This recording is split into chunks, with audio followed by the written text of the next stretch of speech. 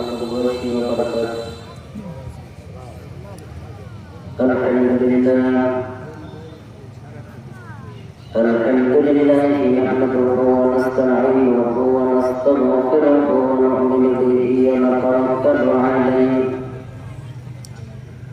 ونعوذ بالله من شرور أنفسنا ومن سيئات أعمالنا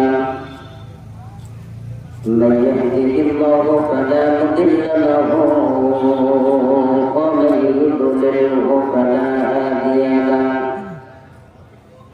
ونشهد أن لا إله إلا الله وحده لا شريك له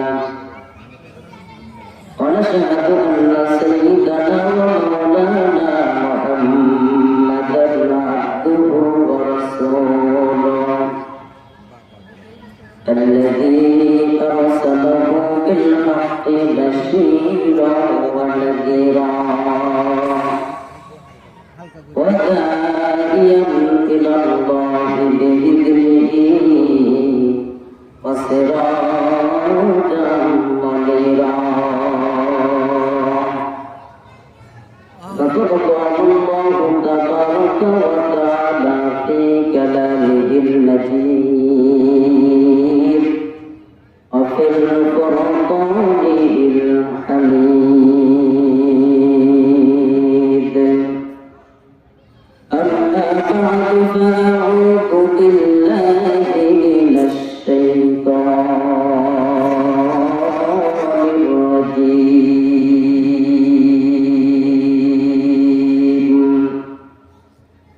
بسم الله الرحمن الرحيم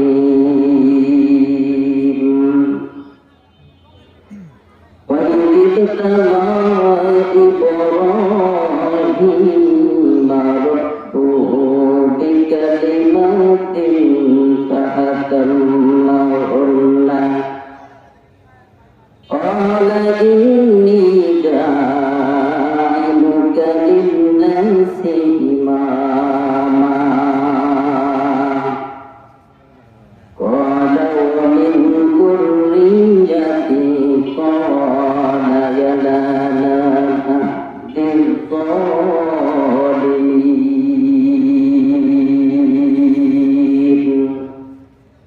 صدق الله مولانا العظيم وصدق رسوله النبي الكريم ونحن على ذلك من الشاهدين والشاكرين والذاكرين والحمد لله رب العالمين لا إله إلا الله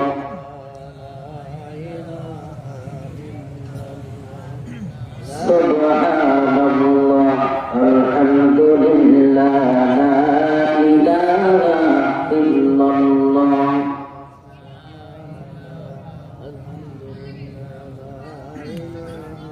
لا إله إلا الله محمد رسول الله আমরা সকলে জবান খুলে বলি সাল্লাল্লাহু আলাইহি ওয়াসাল্লাম।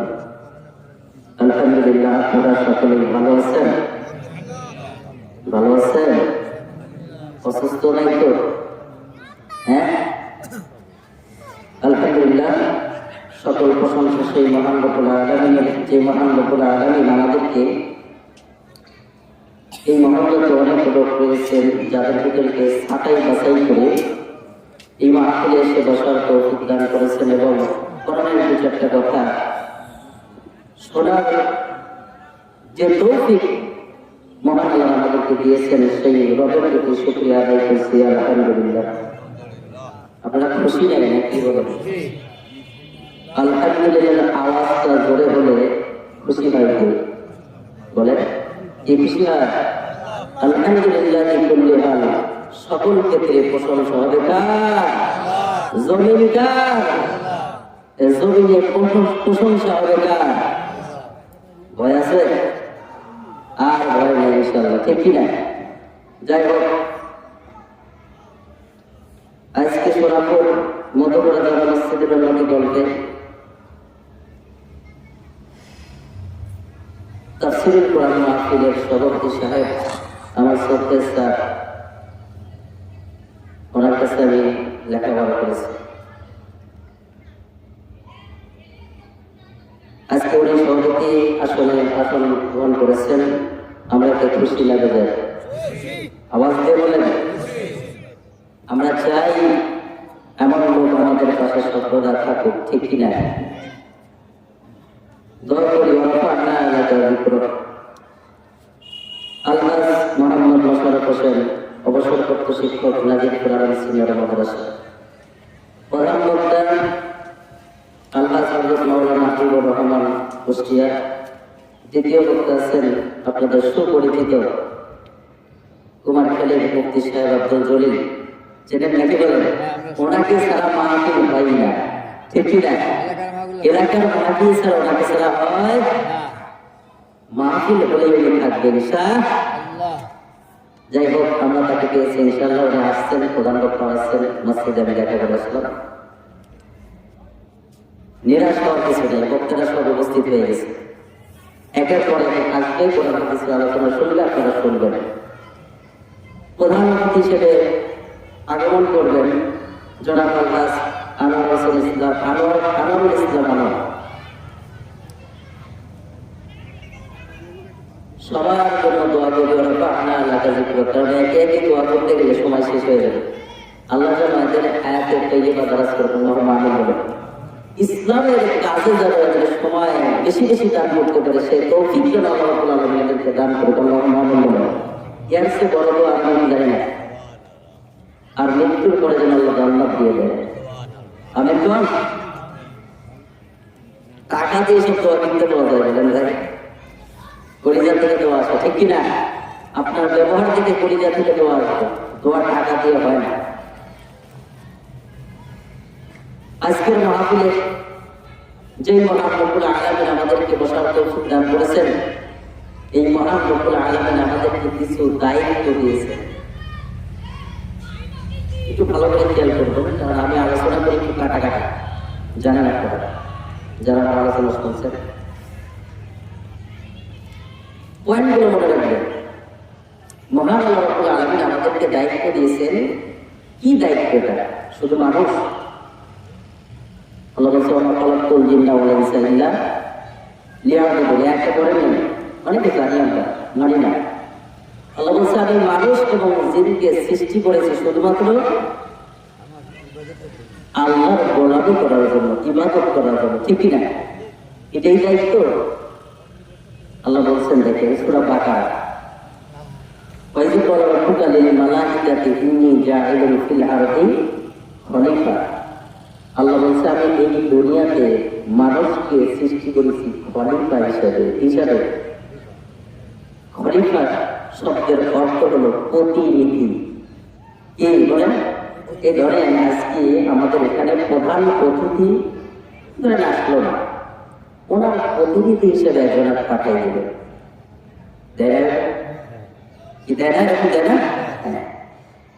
খলিফা শব্দের অর্থ হলো প্রতিনিধি। প্রতিনিধি কার? আল্লাহ। আল্লাহর পক্ষ থেকে আমরা প্রতিনিধি। এই জমিনে আল্লাহ আমাদের প্রতিনিধি হিসেবে পাঠাইছে। ফেরেশতাদের কানে যখন এই কথা গেল, তখন ফেরেশতারা বলছে, সর্বনাশ, কোন আতাকাতু ফিহা মাইফসুদু ফিহা ওয়া ইয়াসফিকুদ দিমা। এমন প্রতিনিধি তৈরি করবেন আপনি, যারা তো ফাসাদ করবে, দাঙ্গা হাঙ্গা করবে, মারামারি করবে, জমির আইন করবে। কথা বলেন, এই কথা বলেন না কেন? সমাজে আছে না নাই? এক ভাইয়ের জমি আরেক ভাই দখল করে খাবে, এরকম আছে না নাই? বলেন তো দেখি, ফেরেশতারা কি ভুল বলছে? হ্যাঁ, ফেরেশতারা এগুলোই বলছে।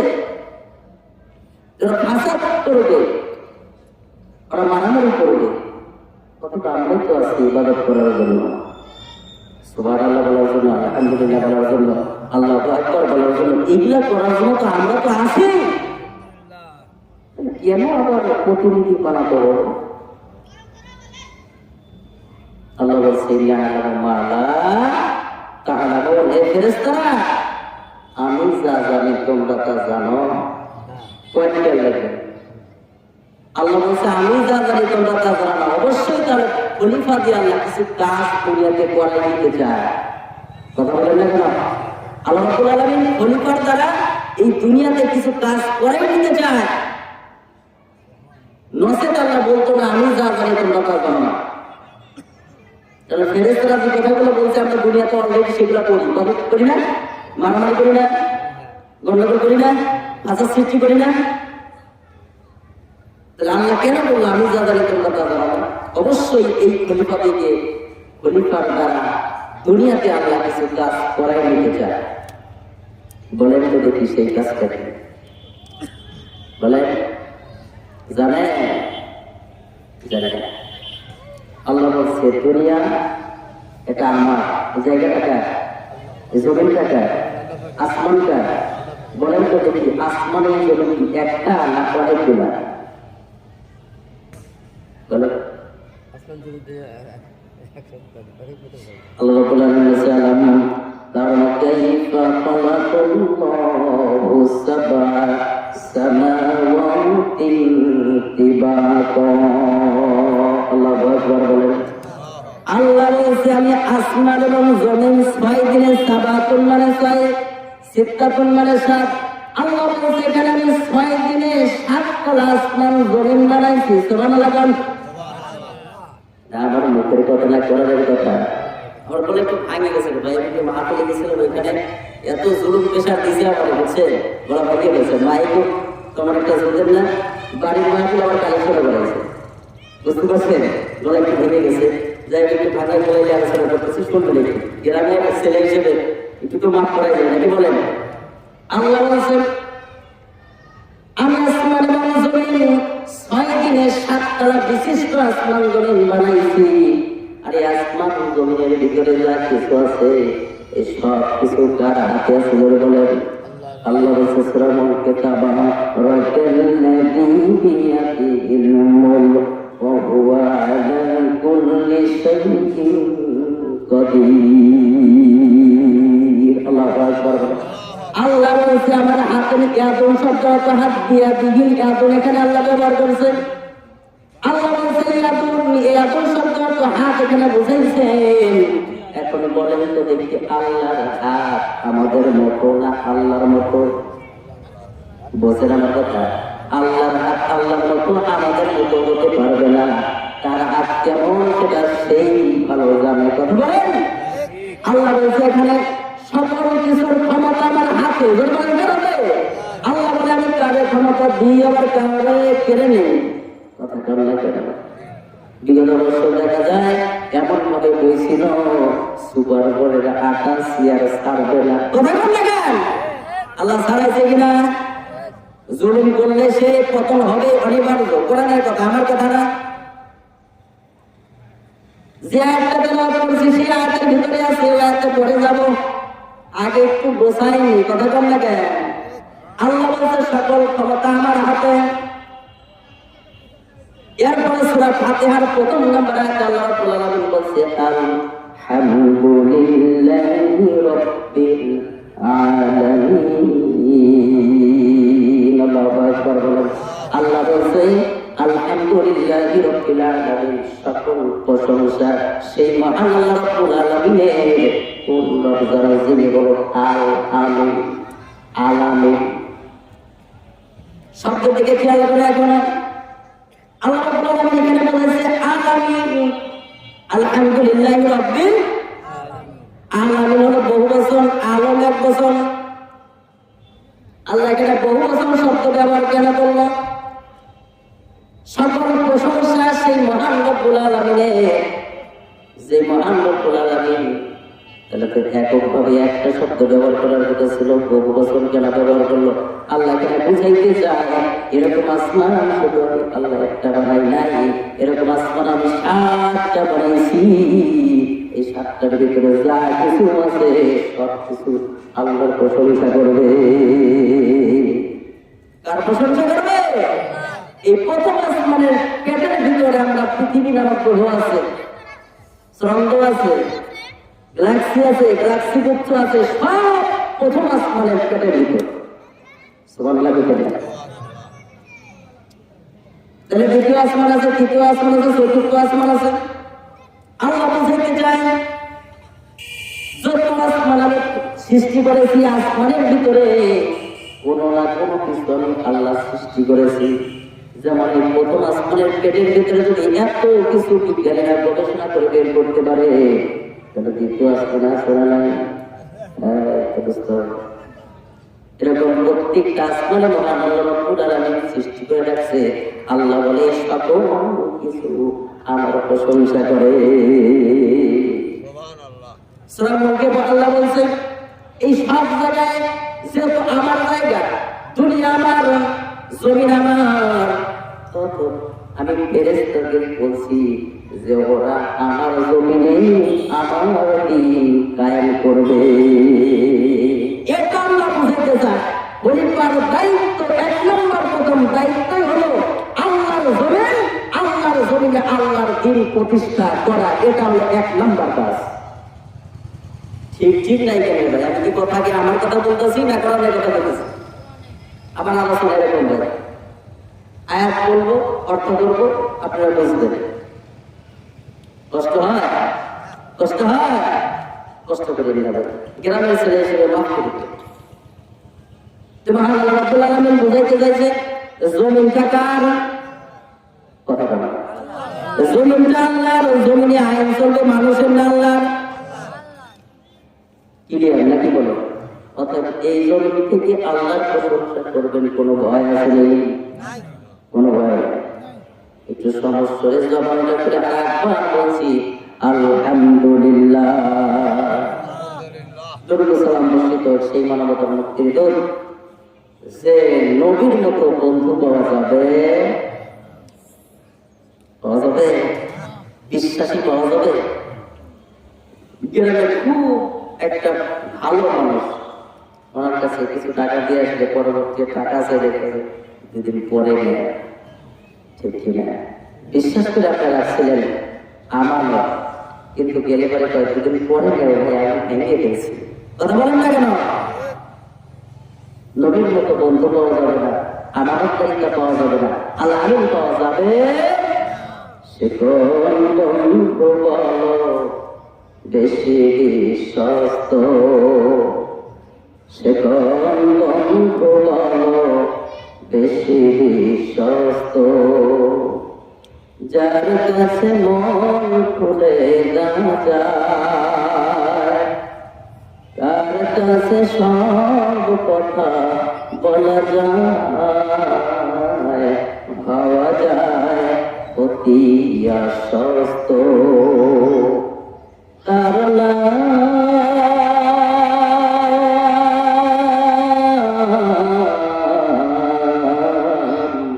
আমার বড় বিশ্বস্ত, সে কোন বন্ধু বলো বেশি বিশ্বস্ত। মারহাবা। এত সুন্দর গজল গাড়ি ভাই, গজল গায়ে আমার পুরস্কার নেওয়া আছে, আর ফিরি ফিরি গায়ে দিলাম, মারহাবা দিবেন না একটা? যে জন কখনো ব্যথা দিতে জানে না, যে জন কখনো মুছে দেয় বেদনা, যে জন কখনো ব্যথা দিতে জানে না, যে জনকে বলি মুছে দেয় বেদনা, হৃদয়ের আকার আপন করে নিতে আর কারো এত প্রশস্ত, তার নাম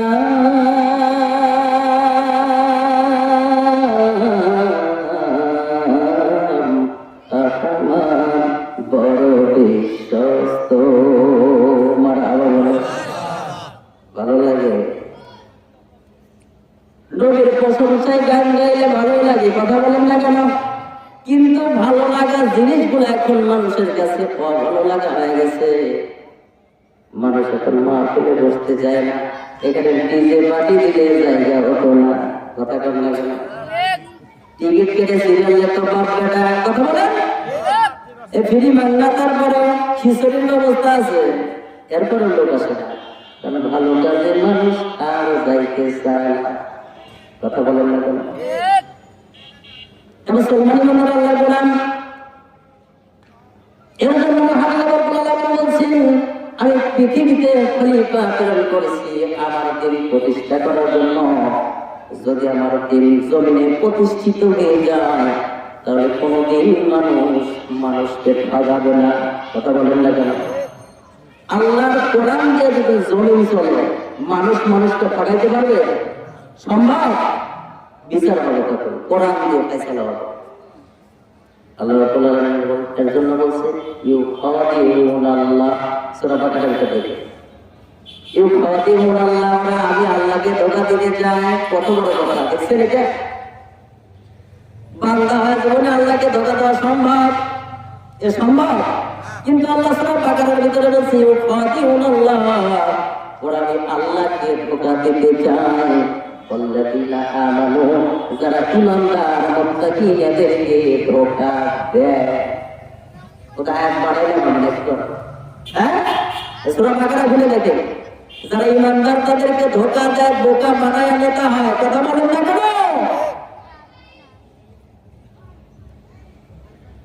এ মুসলমান ঈমানদার আল্লাহকে ধোঁকা দিতে চায় এমন সাহস যদি কোনো মানুষের থাকে, বলেন তো দেখি সে দুঃসাহস, ঠিক কিনা?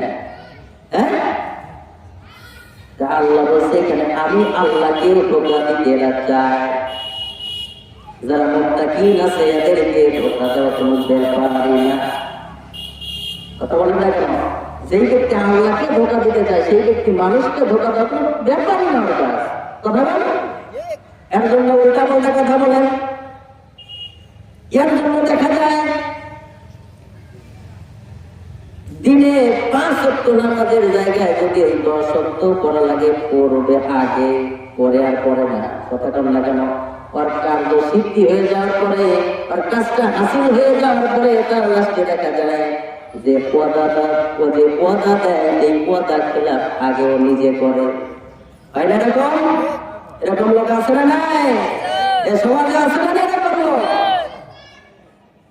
আল্লাহ বলছে এদের থেকে দূরে থাকো, কোথায় থাকো? এদের থেকে দূরে থাকো, সাপোর্ট করো ওই সব ব্যক্তিদেরকে, যে ব্যক্তিগুলো সাদিকী সত্যবাদী, এদেরকে সাপোর্ট করো। আল্লাহ বলছে ইয়া আইয়ুহাল্লাযীনা আমানু তাকুল্লাহ ওয়া কুনু মা'আস সাদিকিন। আল্লাহু আকবার বলেন। আল্লাহ বলছেন ইয়া আইয়ুহাল্লাযীনা আমানু, হে ঈমানদারগণ, ইত্তাকুল্লাহ, আল্লাহকে ভয় করো, ওয়া কুনু মা'আস সাদিকিন, সত্যবাদীদের সাথে থাকো। কার কথা? এই আদেশ কার? নামাজ পড়া যেমন ফরজ, এই আদেশটাও একই ফরজ। আল্লাহ বলছে ওয়া কুনু মা'আস সাদিকিন, সত্যবাদীদের সাথে থাকো। কার কথা এটা বলেন? একার কথা না। আল্লাহ বলছে কোনু মা'আস সাদিকিন, সত্যবাদীদের সাথে থাকো। বলেন তো দেখি সত্যবাদীদের সাথে থাকা দরকার আছে না নাই? সত্যবাদীদের সাপোর্ট করা দরকার আছে না নাই? সত্যবাদীকে লাইক করা দরকার আছে না নাই? সত্যবাদীকে সমর্থন করা দরকার আছে না নাই? একই তো বোঝায়, একই বলে নাকি না? হ্যাঁ, সাথে থাকো, তাকে সাপোর্ট করো, তাকে পছন্দ করো। এটা কার আদেশ বলেন? কার আদেশ? আল্লাহর আদেশ। আমরা শুনি নাকি বলেন? এই হুকুমটা যে আল্লাহ দিয়েছেন 1450 বছর আগে, এই আয়াতটা নবীর উপর নাযিল হয়েছে 1450 বছর আগে, কিন্তু আজকেও আমরা সেই হুকুমটা পালন করি না, কথা বলেন ঠিক কিনা? আমরা সাপোর্ট করি ওই সব লোকদের যে গাঁজা খায়, এই কথা বলেন না কেন? আমরা সাপোর্ট করি ওই সব লোকদের যে অন্যায় করে, আমরা সাপোর্ট করি ওই সব লোকদের যে নেশা করে, আমরা সাপোর্ট করি ওই সব লোকদেরকে যেই লোকগুলো ইসলামের বিপক্ষে কথা বলে, কথা বলেন ঠিক কিনা? আল্লাহ বলছে সদিকিনদের সাপোর্ট করো, সত্যবাদী যারা এদেরকে সাপোর্ট করো, এদের পাশে থাকো, এদের পাশে দাঁড়াও। এই আদেশ আমার না আল্লাহ, ভালো করে বুঝবেন তাফসীর। এই আদেশ যেহেতু আল্লাহ, নামাজ পড়া যেমন খরচ, এই আদেশ মান্য করা তেমন খরচ। যদি আপনি না করেন খবর আছে আপনার। আপনি মনে করবেন যে আমার দুনিয়াতে তো কিছু হয় না, দুনিয়াতে কিছু না হতে পারে, কিন্তু মরিয়া দেখে কি হয়। বুঝতে পারেন না? আল্লাহ আমাদের তৌফিক দান করুন সত্যবাদীদের সাথে থাকার। আল্লাহুম্মা আমিন বলেন। থাকবেন তো ইনশাআল্লাহ? থাকবেন কবে? মরে যাওয়ার পরে না মরে যাওয়ার আগে? 54 বছর যাবত দেশ স্বাধীন হয়েছে।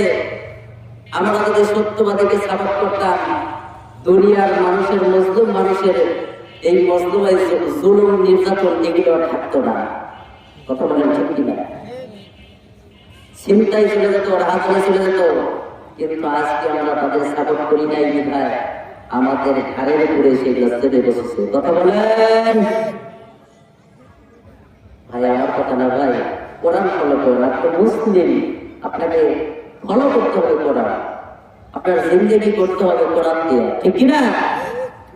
কোরআন যেভাবে দিক নির্দেশনা আপনাকে দিয়েছে, দিক নির্দেশনা অনুসারে আপনি চলেন, দুনিয়াতেও শান্তি, আখিরাতেও মরবেন, জান্নাতে চলে যাবেন। কোনো অপশন নেই, কোনো অপশন নাই। কোরআন যদি বলে আমাকে দেখে দেখে চলছে, আল্লাহ বলছে কোনো অপশন নাই, ডাইরেক্ট জান্নাত। সুবহানাল্লাহ বলেন না?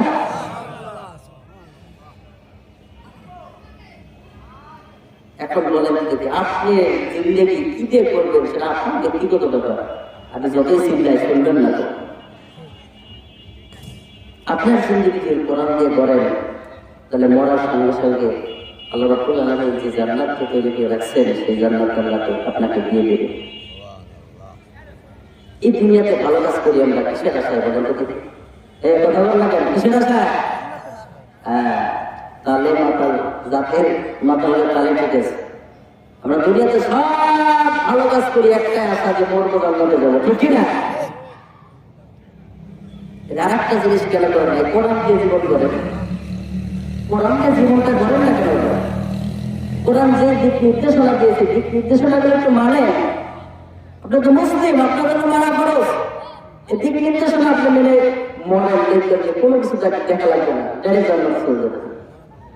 দলিল লাগবে না, কোনো কিছু লাগবে না। কোরআন যদি কার পক্ষে সাপোর্ট করে, ডাইরেক্ট জান্নাত। আর কোরআন যদি আপনার বিপক্ষে দাঁড়ায় যায়, খবর আছে আপনার। কোরআন একবার যদি আপনার বিপক্ষে দাঁড়ায় যায়, আপনার খবর হয়ে যাবে। কোন পীর বাবা আপনাকে ছাড়াইতে পারবে না। তার জন্য আমাদের জিন্দেগি আমরা বলতে এখানে আসছেন কোরআন হাদিসের কিছু একটা কথা শোনার জন্য, জিন্দেগি চেঞ্জ করার জন্য তো নাকি বলে, একটু পরিবর্তন করার জন্য তো নাকি, তাই না? নাকি কানসুট করার জন্য আছে না? এখান থেকে কিছু আলোচনা হবে, আলেমরা আলোচনা করবে, আপনারা শুনবেন। আল্লাহ বলছে ওয়াকালু সামি'না ওয়া আতা'না। শ্রোতা তারাই যারা শোনে এবং মানে। সুবহানাল্লাহ বলেন না? এটার কথা, এটা আল্লাহর কথা। যারা শোনে এবং মানে, অতএব কোরআনের অর্থটাগুলো শুনতে হয়, যেগুলো শুনলে পরে নিজে আমল করা যায়, ঠিক কিনা? অনেক কথা বলে ফেলছি, যাই হোক আমার আয়াতের ভিতরে একটু লিখবো, বেশি সময় পাবো না, তারপরে একটু চেষ্টা করে ইনশাআল্লাহ। আল্লাহ রাব্বুল আলামিন এখানে সূরা বাকারা 124 নম্বর আয়াত, কয় নম্বর আয়াত? আসলে কোরআনটা নাযিল হয়েছে সুদীর্ঘ 23 বছর যাবত। কয় বছর? সুদীর্ঘ 23 বছর যাবত কোরআনটা নাযিল হয়েছে। অন্যান্য গ্রন্থ অন্যান্য নবীর উপর একবারে নাযিল হয়েছে, সময় নেয় না, একবারে নাযিল হয়ে গেছে। কিন্তু নবীর উপরে কোরআনটা সুদীর্ঘ 23 বছর যাবত নাযিল কেন করলো? প্রশ্ন হয় না? কেন এত দীর্ঘ টাইম কেন লাগলো? কারণ হলো এই কোরআনটা মানুষের, কি বলেন তো দেখি, এই কোরআনটা কি মানুষের, কোরআন যদি মানুষকে ফলো করে, তাহলে মানুষের জীবনীটা হবে একেবারে জান্নাত পর্যন্ত। সুবহানাল্লাহ। এমনি এমনি নাজিল হয় না। মুসলমানদের গাইডলাইন হিসেবে এই কোরআন নাজিল হয়েছে। অতি গুরুত্বপূর্ণ একটা বিষয়, এখন এত সময় লাগছে, ভাইবা চিন্তা প্রেক্ষাপট অনুসারে আল্লাহ নাজিল করেছে। সুবহানাল্লাহ। নবীর উপরে প্রেক্ষাপট অনুসারে আয়াত ও আয়াত নাজিল হয়েছে। এখন বলেন তো দেখি, আমরা যারা আলোচনা করি আমাদের এই দিক নির্দেশনা লাগবে কিনা, ফলো করা লাগবে কিনা? হ্যাঁ, এটা আমরা তো দিক নির্দেশনা পাই না অবশ্য। প্রেক্ষাপট অনুসারে কোরআন নাজিল হয়েছে, সে কোরআন থেকে আলোচনা করতে হলে প্রেক্ষাপট অনুসারে আলোচনা করতে হয়। কথা বলেন, বলেন তো দেখি দুনিয়ার এখন প্রেক্ষাপট কি? আপনারা বলেন, বলেন, সচেতন লাগবে বলেন, এই দুনিয়ার এখন বর্তমানে বাংলাদেশের প্রেক্ষাপট এই কথা বলেন না, কিছু জানেন না। ফেসবুক খুললে কি দেখা যায়, ইউটিউব খুললে কি দেখা যায়, টিউব খুললে কি দেখা যায়, এটা তো প্রেক্ষাপট বাংলাদেশের। এই প্রেক্ষাপটের উপরে আলোচনা করতে হবে, যত সময় পাবো লাগে তারপরে ইনশাল্লাহ চেষ্টা করবো। এখন দেখা যায় ইউটিউব খুললে রাজনীতি, কথা বল না কেন, কথা বল না কেন, ফেসবুক খুললে রাজনীতির কথা, টিউব খুললে রাজনীতির কথা, কথা বল না কেন, দলে দলে রাজনীতি সিস্টেম কথা আসে না, খুললে এটাই ভাড়া। এই বিষয়ে আমাদের কথা আছে, অবশ্যই কোরআন আছে, প্রেক্ষাপট অনুসারে নাজিল হয়েছে, কোরআনে আলোচনায় প্রেক্ষাপট অনুসারে করতে হবে। কথা বল না কেন? মুসলমান ইমানদার, যে রাজনীতির কথা কোরআনের ভিতরে আছে, কেউ যদি বলে কোরআনের ভিতরে রাজনীতি নাই, তারা সূরা ফাতিহাকে বাদ দিয়ে দেন। সূরা ফাতিহা নামাজের ভিতরে আপনার পড়া দরকার নাই। সূরা ফাতিহা প্রথমেই আছে আলহামদুলিল্লাহি রাব্বিল আলামিন, সব প্রশংসা অধিকার। এটা কি হলো? কথা বল না কেন? আপনার নেতার প্রশংসা করলে আপনি খুশি হন, বিরোধী দল খুশি হয় না। তাহলে এখানে যে আল্লাহর প্রশংসা করতে হবে সব বাদ। তাহলে প্রথম আয়াতে কি হলো বলেন? সূরা মুলকের প্রথম আয়াতে বলছে আল্লাহ রাব্বুল আলামিন তাবারাকাল্লাযী বিয়াদিহিল মুলক, ক্ষমতা কারাতে। আমরা তো ক্ষমতা করে লাফাই, ঠিক কি না? এই ক্ষমতা করে লাফাই না, লাফানোর কারণে দেখা যায় মারামারি ডাকাডাকি একেবারে রক্তপাত হয়ে যায়। কিছুদিন আগে আমার হাতি পাইতে গেল গুলি খায়, ঠিক কি না? আল্লাহ বলছে ক্ষমতা বলে আমার হাতে, আমি কারে দেবো না সেটা আমার কথা। কথাটা এটা আমার কথা না, কোরআনের কথা। সূরা মুলকের প্রথম আয়াত। তাহলে এইগুলা রাজনীতি না। যারা বলে কোরআনের রাজনীতি, এই আয়াতগুলো তারা কিছু দেখে না। এটা কি রে ভাই, এটা কি আমার বুঝাতে হবে। আমি বলি তাফসীর বিষয়ে লেগে আমি বসতেছি, তাহলে আমাকে বুঝানো আসে।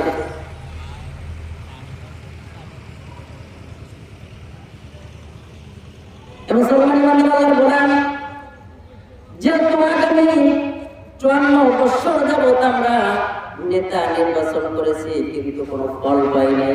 সাধারণ জনগণ ভোট দিয়ে আসে, ওই চাষাবাদ করেই খাওয়া লাগে, ঠিক কিনা? আমাদের নামে যা বাজেট হয়, আস্তে আস্তে আস্তে আস্তে দেখা যায় বুড়ারা সব টাইছে,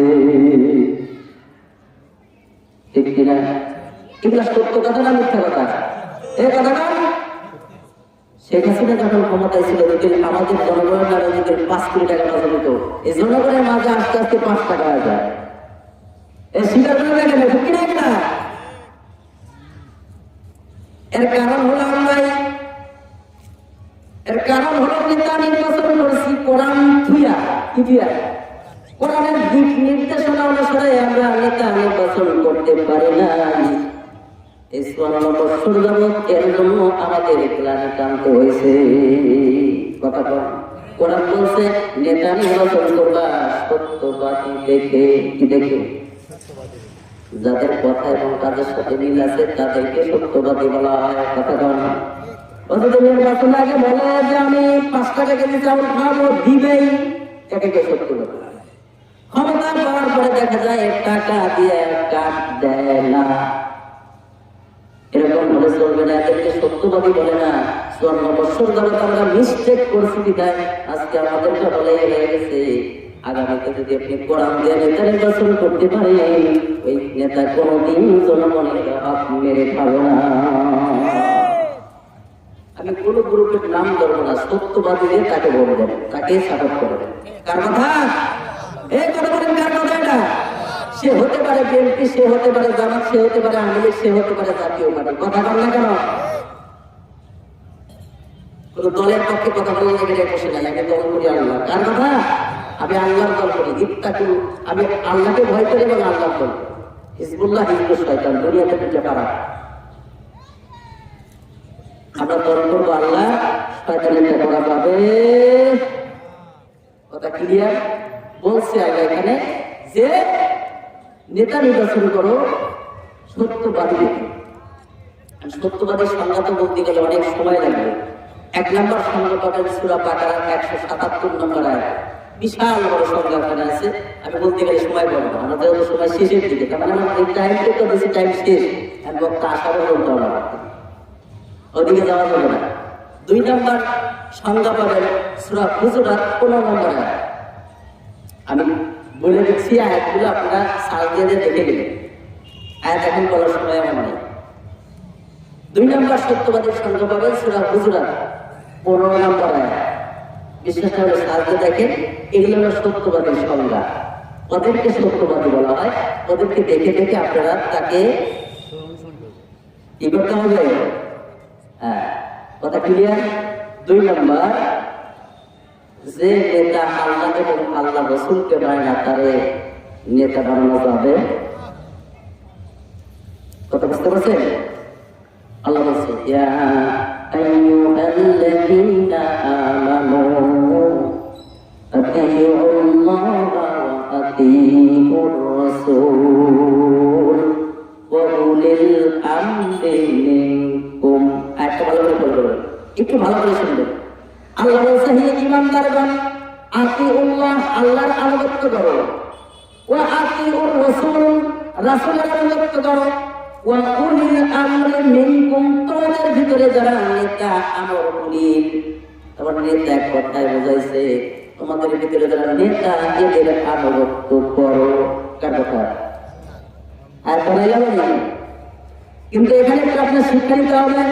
আর একটু ভালো করে দেখেন, আতিউল্লাহ, আল্লাহর পূর্বে আতিউ শব্দ আছে।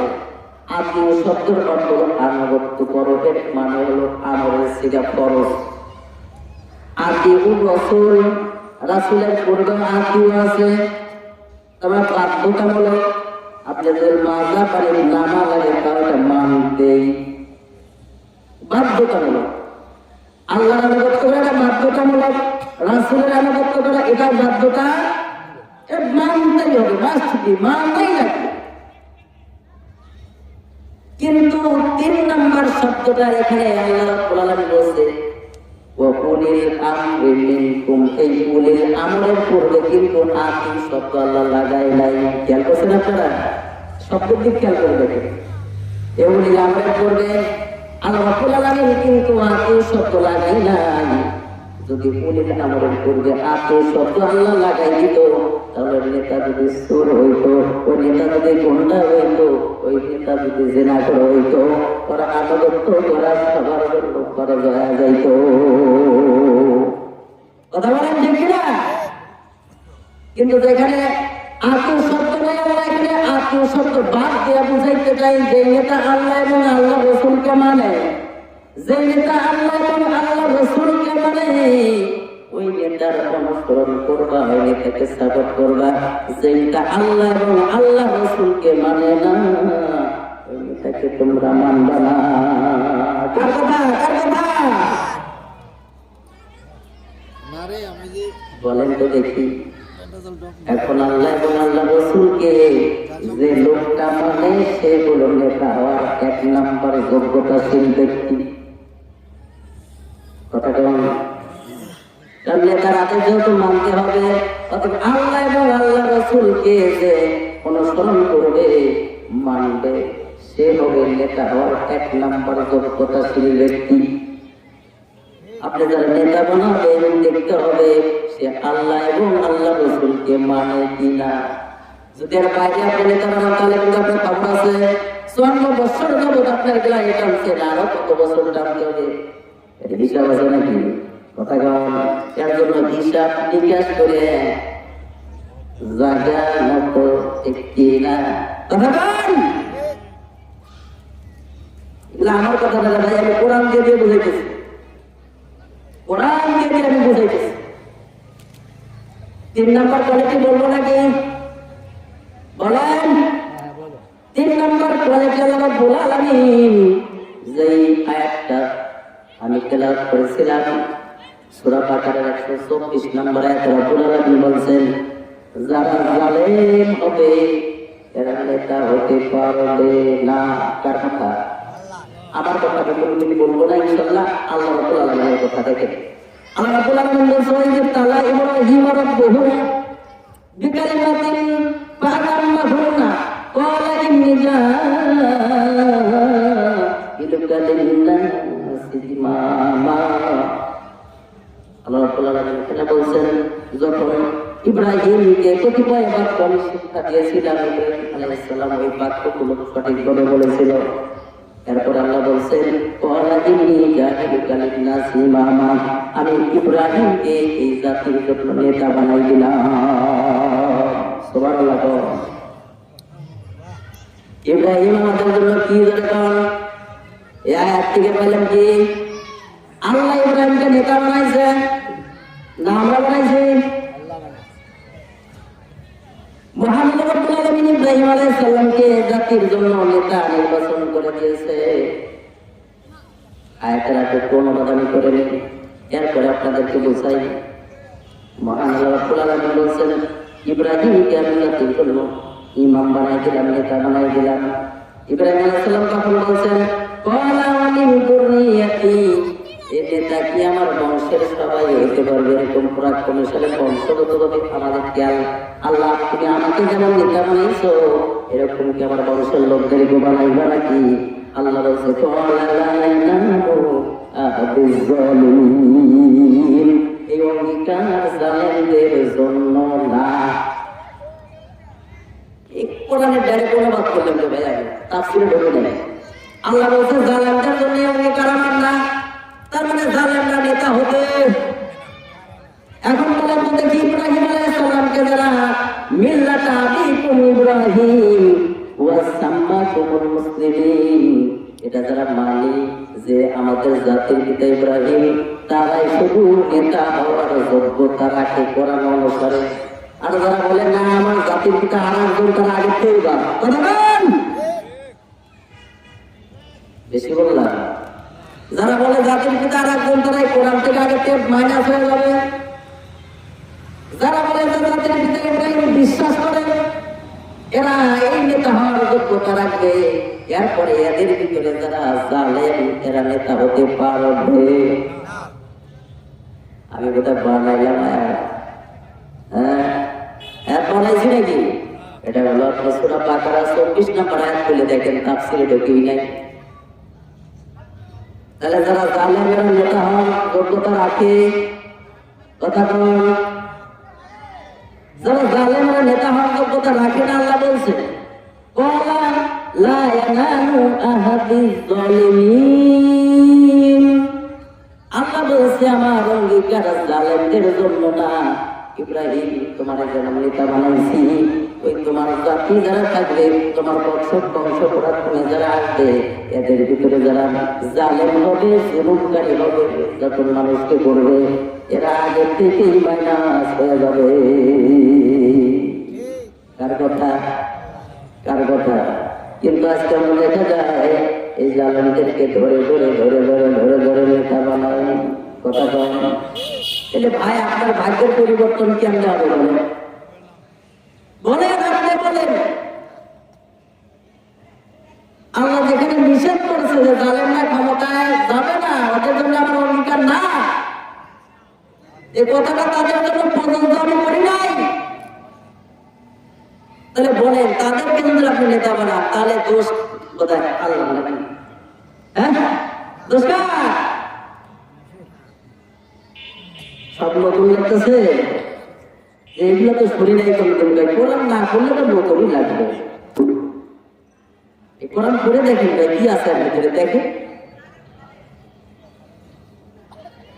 এর জন্য ভাই কোরআন দিয়ে জীবন করতে হবে।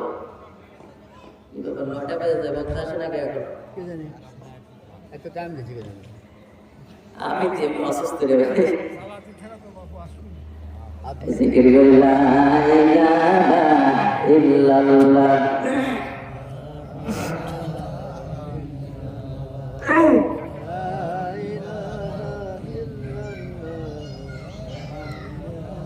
লা ইলাহা ইল্লাল্লাহ মুহাম্মাদুর রাসূলুল্লাহ। সকলেই পড়ে সাল্লাল্লাহু আলাইহি ওয়াসাল্লাম। তাহলে কোরআনের তাফসীর থেকে আমরা শুনলাম, এক নম্বর পরিচয় হতে হবে, নেতা সত্যবাদী হবে, ঠিক কিনা? মনে রাখতে হবে, সামনে আসতেছে ভাই, ভুল আর করা যাবে না। অনেক ভুল করছি, ভুল করতে করতে আমাদের স্যাটেল হয়ে গেছে, নাকি বলবো? কি বলে ওখানে আপনারা ভালো বোঝেন, এই ভুল আর করা যাবে না। কথাটা থাকে না, নিজের অধিকার যদি আপনি নিজে না নিতে পারেন, মানুষকে দোষ দিলাম, নিজের অধিকার নিজে আদায় করে নেন ভাই।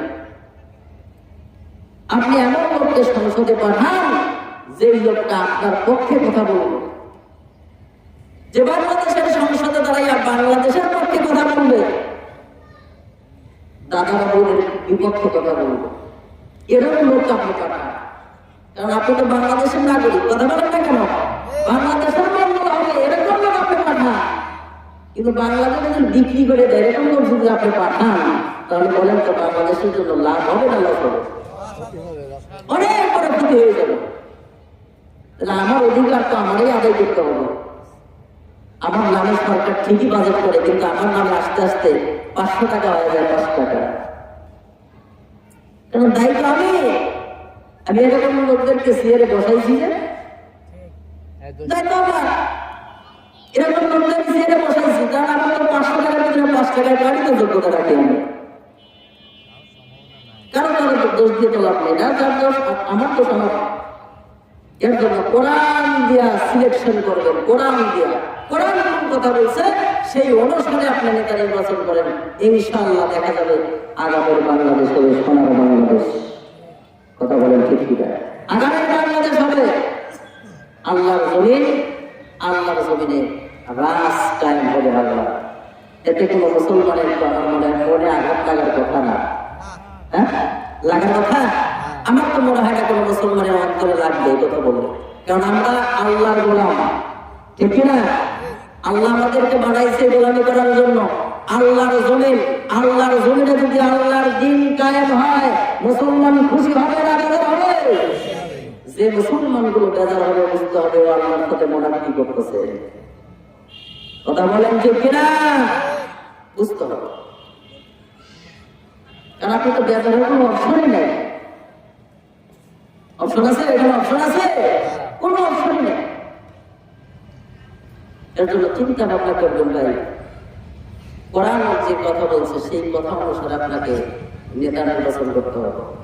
2 নম্বর আপনি বলবেন যে আল্লাহ এবং আল্লাহ রসুলকে মানে। এখন বলেন তো আল্লাহকে মানা কি? আল্লাহর যে বিধানগুলো আছে সেগুলো মানে করা, যে নিষেধগুলো আছে সেই নিষেধগুলো বর্জন করা, ছেড়ে দেওয়া।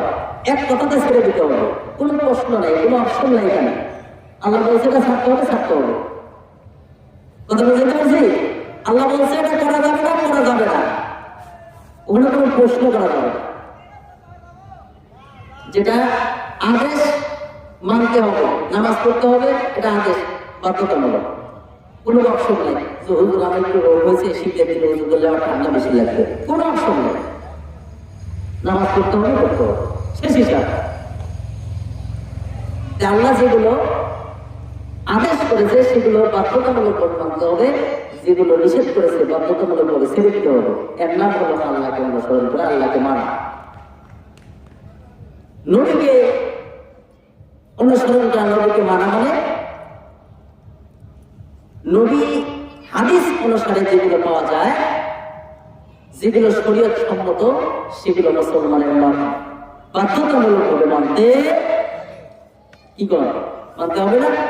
এখন সলাতের কথা আছে, ওযুর কথা তো কোথায় গেছে এটা কারণ দেখি আপনি সলাত আদায় করবেন, সলাত আদায় করার সময় ওযু করতে হয়, কোথায় গেছে এটা?